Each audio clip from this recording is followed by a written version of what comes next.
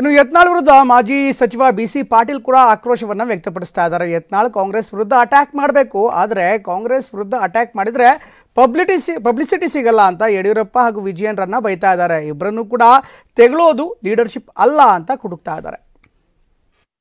ಇವತ್ತು ಯತ್ನಾಳ್ ಅವರಿಗೆ ನಿಜವಾಗಿಯೂ ಕಳಕಳಿ ಇದ್ದರೆ ಅವರು ಕಾಂಗ್ರೆಸ್ ಪಕ್ಷದ ಪರವಾಗಿ ವಿರುದ್ಧವಾಗಿ ದಾಳಿ ಮಾಡಬೇಕು, ಅವ್ರನ್ನ ಅಟ್ಯಾಕ್ ಮಾಡಬೇಕು. ಅದನ್ನು ಬಿಟ್ಟು ಅವರು ಕಾಂಗ್ರೆಸ್ ಪಕ್ಷವನ್ನು ಅಟ್ಯಾಕ್ ಮಾಡಿದರೆ ಅದು ಪಬ್ಲಿಸಿಟಿ ಆಗಲ್ಲ ಅಂತೇಳಿ ಬರೀ ಯಡಿಯೂರಪ್ಪನವರು ವಿಜೇಂದ್ರ ಅವ್ರನ್ನ ಬೈಕೊಂಡು ಹೋಗುವಂಥ ಕೆಲಸ ಮಾಡ್ತಾ ಇದ್ದಾರೆ.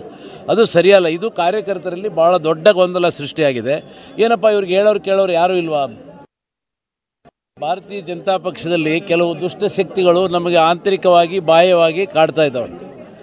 ಆ ದುಷ್ಟಶಕ್ತಿಗಳ ನಿಗ್ರಹ ಆಗಬೇಕು. ಮಹಿಷಾಸುರನ ಮರ್ದಿನಿ ಹೇಗಾಯಿತು ಹಾಗೆ ಆಗಬೇಕು ಅನ್ನೋಂಥ ದೃಷ್ಟಿಯಲ್ಲಿ ನಾವೆಲ್ಲ ಇವತ್ತು ಭಾರತೀಯ ಜನತಾ ಪಕ್ಷದ ಪರವಾಗಿ ಪಕ್ಷದ ಸಂಘಟನೆಗಾಗಿ ಪಕ್ಷದ ಬಲವರ್ಧನೆಗಾಗಿ ನಾವೆಲ್ಲ ತಾಯಿ ಆಶೀರ್ವಾದಕ್ಕೆ ಬಂದಿದ್ದೀವಿ.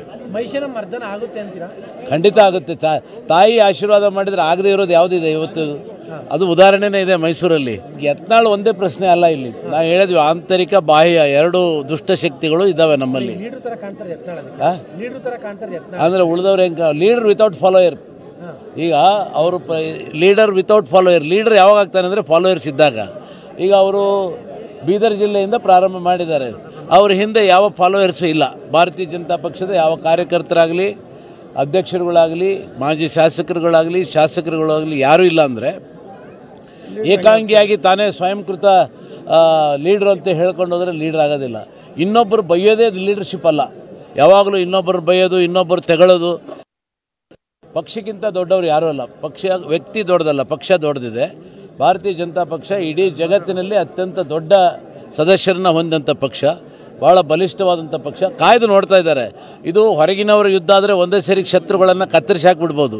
ಆದರೆ ಆಂತರಿಕವಾಗಿ ಅಣ್ಣ ತಮ್ಮಂದಿರ ಮಧ್ಯೆ ಭಿನ್ನಾಭಿಪ್ರಾಯ ಬಂದಾಗ ಯಾವುದೋ ಒಂದು ದುಷ್ಟಶಕ್ತಿ ಅವ್ರನ್ನ ಕಾಡ್ತಾ ಇರುವಂಥ ಸಂದರ್ಭದಲ್ಲಿ ನೋಡೋಣ ಇವತ್ತು ಸರಿ ಆಗ್ಬೋದು, ನಾಳೆ ಸರಿ ಆಗ್ಬೋದು ಅಂತ ಕಾದು ನೋಡೋಂಥ ತಂತ್ರಕ್ಕೆ ಬಂದಿದ್ದಾರೆ. ಅದು ಭಾಳ ದಿವಸ ನಡೆಯೋದಿಲ್ಲ. ಇದೇ ರೀತಿ ಮುಂದುವರೆದರೆ ಮುಂದಿನ ದಿನಗಳಲ್ಲಿ ಉಗ್ರವಾದಂಥ ಕ್ರಮವನ್ನು ಖಂಡಿತವಾಗಿ ನಮ್ಮ ಪಕ್ಷದ ಹೈಕಮಾಂಡ್ ಎದುರಿಸುತ್ತೆ. ಶಿಸ್ತಂದರೆ ಯಾವುದನ್ನೇ ಮಾಡಿದ್ರು ಸಿಸ್ಟಮೆಟಿಕ್ ಆಗಿ ಶಿಸ್ತಿನಿಂದನೇ ಕತ್ತರಿಸಬೇಕು. ಖಂಡಿತ ಹೈಕಮಾಂಡ್ ವೀಕ್ ಇಲ್ಲ, ಹೈಕಮಾಂಡ್ ಬಲಿಷ್ಠವಾಗಿದೆ. ಕಾಲ ಬಂದಾಗ ಅದರ ಬಗ್ಗೆ ಕ್ರಮ ಜರುಗಿಸ್ತಾರೆ. ಕಾಲ ತಸ್ಮೈನ